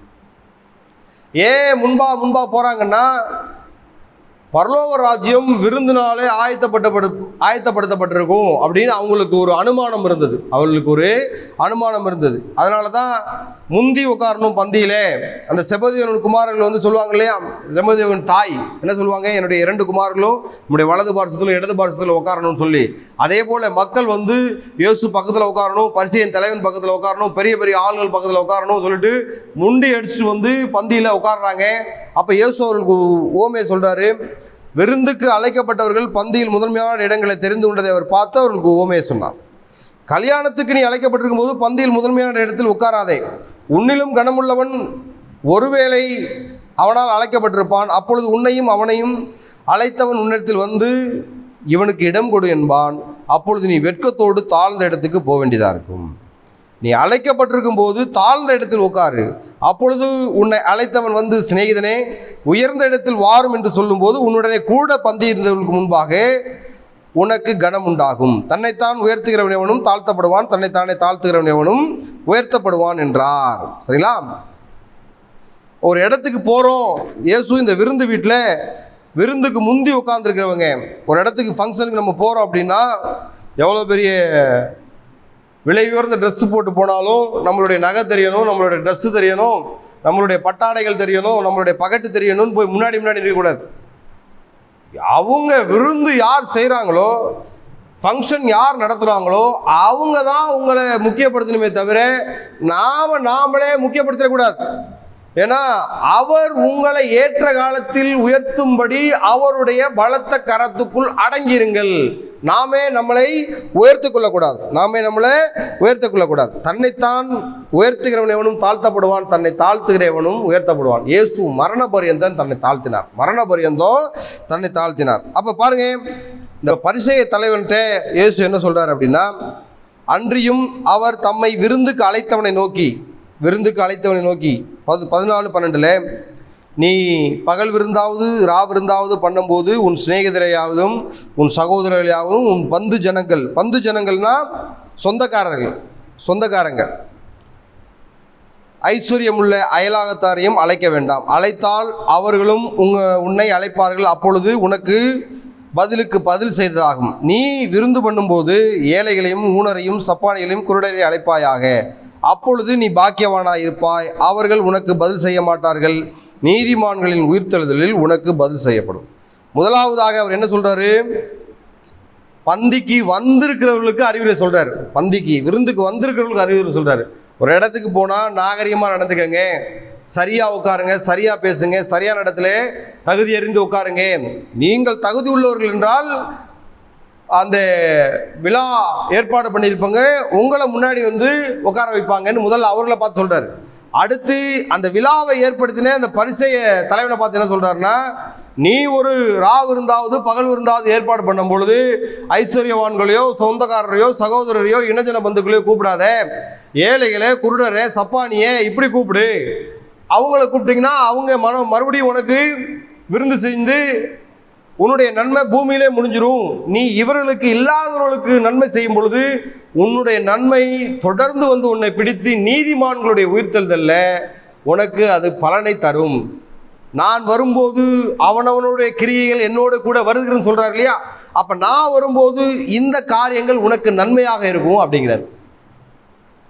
அப்ப பந்தியை ஏற்பாடு பண்ணினவனுக்கும் பந்தியை அட்டன் பண்ணவனுக்கும் பந்தியில கலந்துகிட்டவர்களுக்கும் இயேசு அறிவுரையை சொல்றதை பார்க்கலாம். இவங்க இயேசுவை குற்றம் கண்டுபிடிக்கணும் வந்தவங்க, இயேசு இவர்கள் மேல் குற்றம் கண்டுபிடிக்கிறத பார்க்கலாம். சரிங்களா? அப்ப இப்போ ஒரு முக்கியமான ஒரு நிகழ்ச்சிக்குள்ள பார்த்துட்டு நம்ம கடந்து போக போறோம். லூக்கா 14:15. அவரோட கூட பந்தி இருந்தவர்களில் ஒருவன் இவைகளை கேட்டபோது அவரை நோக்கி, தேவனுடைய ராஜ்யத்தில் போஜனம் பண்ணுகிறவன் பாக்கியவான் என்றான். இதை பார்த்து முடிக்க போறோம். இது ஒரு முக்கியமான வசனமாக இருக்கிறது. தேவனுடைய ராஜ்யத்தில் போஜனம் பண்ணுகிறவன் பாக்கியவான். அப்ப யூதர்களுக்கு எல்லாம் தெரியுது, தேவனுடைய ராஜ்யத்தில் விருந்து சாலைக்கு நம்ம அழைக்கப்படணும் அப்படின்னு தெரியுது. அவங்க தான் பாக்கியவான்கள். அப்ப விருந்து சாலைக்கு அனுப்பணும் அப்படின்னா அதுக்கு ஒரு இயேசு ஒரு ஓமையை சொல்றாரு பாருங்க. என்ன சொல்றாரு? ஒரு மனுஷன் பெரிய விருந்தை ஆயத்தம் பண்ணினான். எருசலேமுக்கு போற வழியிலே இது நடக்கக்கூடிய சம்பவம். ஆயத்தம் பண்ணி அநேகரை அழைப்பித்தான். இதே மாதிரி ஒரு விருந்து மத்தேயு 22 இருக்கும். அது இயேசுவின் சிலுவைக்கு முன்பாக கடைசி வாரத்தில் நடக்கும். அது கல்யாண விருந்து. இது பெரிய விருந்து. அது கல்யாண விருந்து. மத்தேயு 22 வருது கல்யாண விருந்து. இது பெரிய விருந்து. ஒரு மனுஷன் பெரிய விருந்தை ஆயத்தம் பண்ணி அநேகரை அழைப்பித்தான். அநேகர்னா யூத ஜனங்கள் மாத்திரம். அழைக்கப்பட்டவர்கள் சாக்கு போக்கு சொன்னார்கள். ஏற்கனவே அழைப்பு போயிருக்குது அப்படின்னு அர்த்தம். அழைக்கப்பட்டவர்கள் சாக்கு போக்கு சொன்னார்கள் அப்படின்னா ஏற்கனவே முதலாவது நம்ம சிந்திக்கக்கூடிய காரியம் என்னன்னா, முதலாவதாகவே இன்விடேஷன் அழைப்பு போய்விட்டது. என்ன சொல்றாங்க? ஒத்து வராத ஒரு பொய்யான காரியங்களை சொல்றாங்க. அநேகர் அழைக்கப்பட்டிருக்காங்கன்னா எத்தனை பேர் அப்படின்னு பார்க்கணும். ஒருத்தன் சொல்கிறான், அதாவது இத்தனை பேரும் ஒரு ஒத்து வராத பொய்யான காரியங்களை சொல்கிறாங்க. என்ன சொல்கிறாங்க? ஒருத்தனை சொல்கிறான், நான் வயலை வாங்கியிருக்கிறேன், கட்டாயம் போய் பார்க்கணும் அப்படிங்கிறான். ரெண்டாவது, 5 ஏர்மாடுகளை வாங்கியிருக்கிறேன், அவைகளை நான் சோதித்து பார்க்கணும், ஓட்டி பார்க்கணும், என்னை மன்னிச்சிடுங்க அப்படிங்கிறான். மூணாவது என்ன சொல்கிறான் ஒருத்தன், நான் இப்போ தான் திருமணம் பண்ணேன், அதனால் என்னால் வர முடியாது. முதல்ல சொல்லுவது இது எப்படி பொய் அப்படின்னு கண்டுபிடிக்கலாம் அப்படின்னா, நான் வயலை வாங்கியிருக்கிறேன். ஒருத்தன் ஒரு லேண்டை வாங்கினான்னா யாரும் பார்க்காம வாங்க மாட்டாங்க, அதனால் அவன் சொல்கிறது பொய் அப்படின்னு சொல்கிறாங்க. ரெண்டாவது, 5 ஏர்மாடுகளை வாங்கியிருக்கிறேன், அதை நான் போய் சோதித்து பார்க்கணும் அப்படின்னா மொழிபெயர்ப்பில் என்ன போட்டிருக்குன்னா, நான் அதை ஓட்டி பார்க்கணும். யாருமே மாடு வாங்குறவங்க பார்த்த உடனே வாங்கிட்டு வந்துட மாட்டாங்க. அதை பல்ல பிடிச்சி காலை பார்த்து, வாழை பார்த்து, கொம்பை பார்த்து, அதோட திடகாத்திரத்தை பார்த்தா வாங்குவாங்க. அப்போ ரெண்டாவதும் போய். மூணாவது என்ன ஒருத்தர் சொல்கிறான், நான் இப்போ தான் திருமணம் ஆகிருக்கிறேன், அதனால் வரக்கூடாதுங்கிறான். உபாவம் 24:5 ஒருத்தனுக்கு 1 வருஷம் தான் ஆயிருக்கு கல்யாணம்னா அவன் யுத்தத்துக்கு தான் போகக்கூடாது, விருந்துக்கு போகலாம். யுத்தத்துக்கு தான் போகக்கூடாது தவிர விருந்துக்கு போகலாம். அப்போ எல்லாருமே சாக்கு போக்கு சொல்கிறாங்க. இப்போ வீட்டு எஜமான் கோபப்பட்டு இப்போ என்ன சொல்கிறாரு, ஒரு ஸ்டேட்மெண்ட், முக்கியமான ஒரு சரித்திர முக்கியத்துவமான ஒரு ஸ்டேட்மெண்ட்டு விடுறதை பார்க்கலாம். அந்த ஊழியக்காரன் 21வது வசனத்தில், அந்த ஊழியக்காரன் வந்து இவைகளை தன் எஜமானுக்கு அறிவித்தான். அப்பொழுது வீட்டு எஜமான் கோபமடைந்து தன் ஊழியக்காரனை நோக்கி, நீ பட்டணத்தின் தெருக்களிலும் வீதிகளிலும் சீக்கிரமாய் போய் ஏழையும் ஊனரையும் சப்பானிகளையும் குருடரையும் இங்கே கூட்டிக் கொண்டு வா என்றான். ஊழியக்காரன் அப்படியே செய்து, ஆண்டவரே நீ கட்டளையிட்டபடி செய்தாயிற்று, இன்னும் இடம் இருக்கிறது என்றான். இந்த ஊனர், சப்பானி, குருடர், ஏழை அப்படிலாம் இவர்கள் பரலோக ராஜ்யத்துக்குள்ள பிரவேசிக்க மாட்டாங்க அப்படின்னு யூதர்கள் நினைச்சிருந்தாங்க. யூதர்களுக்குள்ளே யூதர்கள் இப்படியாக நினைச்சிருந்தாங்க. ஆனாலும் அவர்களும் பிரவேசிப்பார்கள், இந்த புறம் தள்ளி வைக்கப்பட்ட யூதர்களும் பிரவேசிப்பார்கள் அப்படின்னு சொல்றதுக்காக இந்த ஓமை. ரெண்டாவது, அந்த ஊழியக்காரன் என்ன சொல்றான், ஆண்டவரே எஜமானே இன்னும் இடம் இருக்கிறது என்றான். அப்போ எஜமான் என்ன சொல்றாரு, 23ஆம் வசனத்துல, எஜமான் ஊழியக்காரனை நோக்கி, நீ பெருவழியிலும் வேலியர்களிலும் போய் என் வீடு நிறையும்படியாக ஜனங்களை உள்ளே வரும்படி வருந்தி கூட்டி கொண்டு வா. அழைக்கப்பட்டிருந்த அந்த மனுஷன் ஒருவனாயிலும் அழைக்கப்பட்டிருந்த அந்த மனுஷரில் ஒருவனாயிலும் என் விருந்தை ருசி பார்ப்பதில்லை என்று உங்களுக்கு சொல்கிறேன் என்று சொன்னார். பின்பு அநேக ஜனங்கள் அவரோட கூட பிரயாணமாக போகையில் அவரிடம் திரும்பி பார்த்து, இதுக்கு முன்னாடி ஒரு வசனம் பார்க்கலாம். எப்படி முடிக்கிறார்னா, முன்பாக அழைக்கப்பட்டிருந்தாங்க இல்லையா யூதர்கள், அவன் ஒருத்தம் கூட என்னுடைய விருந்தை ருசி பார்ப்பதில்லை என்று உங்களுக்கு சொல்கிறேன். முதல் அழைப்பு, இரண்டாவது அழைப்பு. முதல் அழைப்பு ஆபிரகாமினுடைய வாக்குத்தத்தத்தின் மூலம் அவர்களுக்கு நிச்சயிக்கப்பட்டது. இரண்டாவது அழைப்பு யோவான் மூலியமாகவும் இயேசு மூலியமாகவும், மனம் திரும்புங்கள் பரலோக ராஜ்யம் சமீபமாக இருக்கிறது என்று அழைக்கப்பட்ட அழைப்பு. ஆனால் யூதர்கள் பாருங்க, தங்களுடைய சொகுசான வாழ்க்கையினாலே மனம் திரும்பாமல் போய்விட்டதுனால, அவர்கள் மனம் திரும்பி அந்த விருந்துக்கு வராத காரணத்தினால, பெரிய விருந்து அப்படின்னு சொல்லும்போது பாருங்க, இவங்க போல பணக்காரர்கள் ஐஸ்வர்யவான்கள் போல அந்த தேசத்தில் உள்ள எளியவர்கள் போனாங்க, குருடர்கள் சப்பானிகள் போனாங்க, புறஜாதிகளும் வந்து சேர்ந்தாங்க அப்படின்னு பார்க்கலாம். அழைக்கப்பட்ட அந்த யூதர்கள் வரவில்லை. இதில் வேதவசனம் எப்படி படிக்கலாம்னா, இதை 1 கொரிந்தியர் 1:27, ஞானிகளை வெட்கப்படுத்தும்படி தேவன் உலகத்தில் பைத்தியமானவைகளை தெரிந்து கொண்டார், பலமுள்ளவர்களை வெட்கப்படுத்தும்படி தேவன் உலகத்தில் பலவீனமானவைகளை தெரிந்து கொண்டார். இந்த ஞானிகளை வெட்கப்படுத்தும்படி, யூதர்களை வெட்கப்படுத்தும்படி நம்மளை தேவன் தெரிந்து கொண்டார். பலமுள்ளவர்களை வெட்கப்படுத்தும்படி தேவன் பலவீனமான நம்மை தெரிந்து கொண்டார். சரிங்களா? அழைக்கிறாரு. அழைப்பு ஏற்கனவே அந்த ஆபிரகாம் மூலமாக அழைப்பு விடுக்கப்பட்டது, வாக்குத்தத்தத்தின் மூலமாக. ஆனாலும் அழைப்பை அவர்கள் ஏற்ற விரும்பவில்லை. விருந்து அப்படிங்கிறது பரலோக ராஜ்யத்தின் ஒரு ஆரம்பமாக இருக்கிறது. பரலோக ராஜ்யத்தில் போன உடனே இந்த கல்யாண விருந்தில் நம்ம பங்கு பெறணும். ஆனால் இவங்க பாருங்க, விருந்தை அலட்சியம் பண்ணுறதை பார்க்கலாம். பூமியிலே தங்களுடைய வாழ்வு நிலைத்திருக்கும் அப்படின்னு நினைக்கிறாங்க. பூமியிலே களஞ்சியத்தை சேர்த்து வைக்கலாம்னு நினைக்கிறாங்க. ஆனால் மதிகேடனே, இந்த களஞ்சியம் ஒரே நாளில் மழை பெஞ்சு நாசமாக போனான்னு என்ன பண்ணுவே அப்படின்னு கேட்கக்கூடிய ஒரு நிலைமை தான் இங்கே இருக்குது. அப்போ ராஜ்யத்துக்கு இவர்கள் தகுதி இல்லாமல் போனதை பார்க்கலாம். இன்னும் இடம் இருக்குது அப்படின்னு வசனம் பார்க்கலாம். இன்னும் இடம் இருக்குது. அப்போ பரலோக ராஜ்யத்துக்குள்ள பிரவேசிக்கணும்னா செவி கொடுப்பவர்கள் மாத்திரமே, அழைப்பிற்கு யாரெல்லாம் செவி கொடுக்கிறார்களோ அவர்கள் மாத்திரமே பரலோக ராஜ்யத்துக்குள்ளே பிரவேசிக்க முடியும். முதலாவது அழைப்பு ஆபிரகாம் மூலியமாக, வாக்குத்தத்தம் மூலியமாக அவர்கள் கிடைத்தது. இரண்டாவது அழைப்பு இயேசுவின் மூலியமாக இருந்தது. அவர்கள் மனம் திரும்பவில்லை, அழைப்பை பெற்றுக்கொள்ளவில்லை. இதில் குறிப்பிட வேண்டிய விஷயம் என்னன்னா, முத்தாய்ப்பாய் சொல்ல வேண்டிய விஷயம் என்னன்னா, அழைப்பை பெற்றுக்கொள்ளும்படி தேவன் யாரையும் கட்டாயப்படுத்தவில்லை, அடிச்சு உள்ள கூட்டி வரல. ஆதாமுக்கு இந்த பழத்தை புசிக்காதே அப்படின்னு தான் சொன்னார், சரிங்களா? ஆனால் அவன் மீறி போய் புசிச்சதுனால அவன் தன்னுடைய அதிகாரத்தை இழந்து விட்டான். அதே போல் யூதர்கள் உள்ளே வர மறுத்ததுனால அவர்களுக்கு பதிலாக புறஜாதிகள் உள்ளே போய்கொண்டிருக்கிறார்கள். வாருங்கள், எல்லாம் ஆயத்தமாக இருக்கிறது, எல்லாம் ஆயத்தமாக இருக்கிறது. அப்போ தேவன் அந்த விருந்துக்கு யூதர்களை முதலாவதாக அழைத்திருந்தார். அவர்கள் இந்த பூலோக வாழ்க்கையை பெரிதாக எடுத்துக்கொண்டு பரலோகத்தை மறுதளித்தவர்களாக இருந்தார். தேவையில்லாத சாக்கு போக்கை சொல்கிறவங்களாக இருக்காங்க.